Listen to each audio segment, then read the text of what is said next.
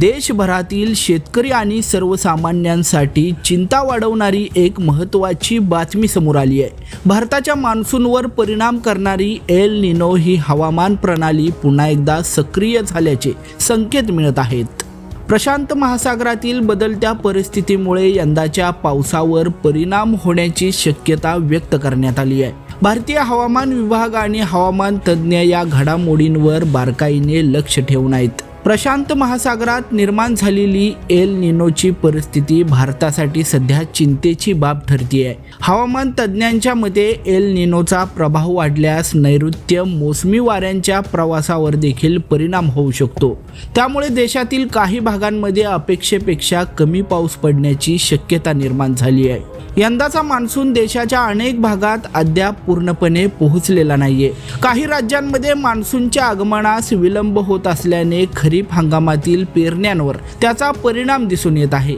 शेतकरी पावसाच्या प्रतीक्षेत असताना एल निनोच्या सक्रियतेने चिंता अधिक वाढवलेली आहे। हवामान तज्ज्ञांचं म्हणणं आहे की एल निनोचा परिणाम दोन प्रमुख स्वरूपात दिसून येऊ शकतो। एक म्हणजे तापमानात लक्षणीय वाढ आणि दुसरं म्हणजे पावसाच्या वितरणामध्ये मोठी अनिश्चितता।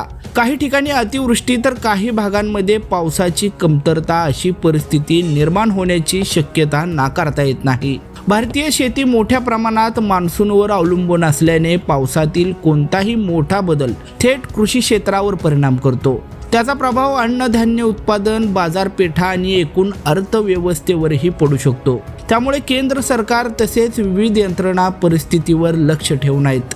दरम्यान भारतीय हवामान विभाग आणि अर्थ सिस्टीम सायन्स ऑर्गनायझेशनच्या ताज्या निरीक्षणांमध्ये प्रशांत महासागरातील स्थितीवर विशेष लक्ष देण्यात येत आहे।